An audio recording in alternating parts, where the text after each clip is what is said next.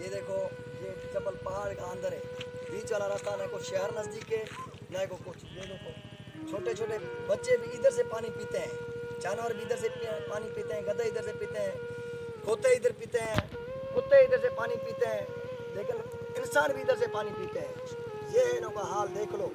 ये छोटे छोटे मासूम बच्चे उधर भेड़ें चरा रहे हैं, बकरियां चरा रहे हैं, इधर अपने अपने कामों में मसरूफ लगे पड़े हैं। हम शुक्र का अदा करें ताकि हम किसी शहर में बैठे हैं, शुक्र अल्हम्दुलिल्लाह हम शहर में बैठे हैं, हमारे को सब कुछ मिल रहा है। ये देखो मासूम छोटे छोटे बच्चे इधर से पानी भर के जाते हैं और इधर से पानी पीते हैं। शुक्र करो भाइयों, शुक्र करो जो शहरों में बैठो, एसी में बैठो।